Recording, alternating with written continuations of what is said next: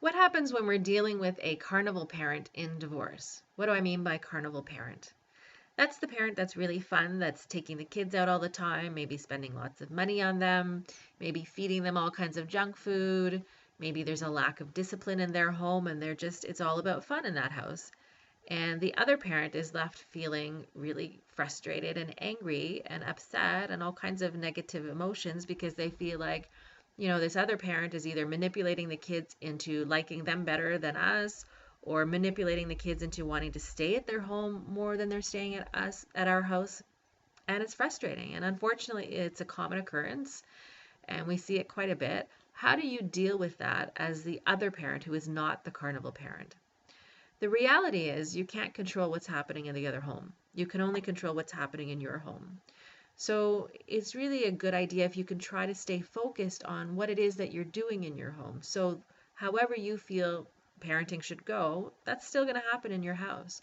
Whatever is important to you as a value system, you're still going to impart on your kids during the days that you have them. If it's a nutrition thing, you're going to make sure that they're eating well in your home.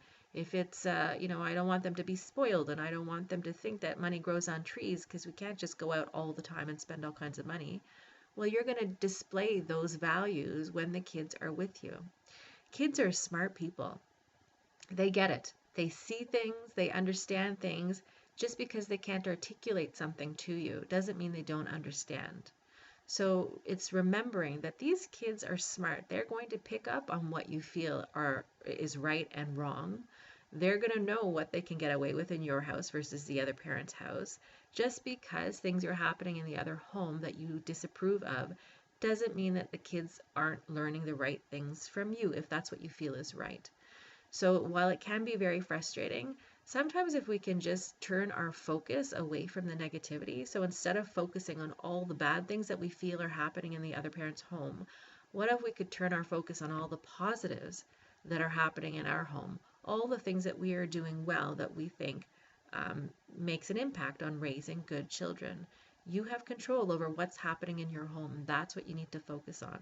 It doesn't make it right if something's happening in the other home that you feel is maybe not the best parenting. It doesn't make it right and doesn't make it easy. But in this whole world of divorce, we're trying to come up with a way that we can cope and live peacefully and happily and move forward. And focusing on all that negativity of what you're not happy about in the other home is not going to get you toward a place of peace.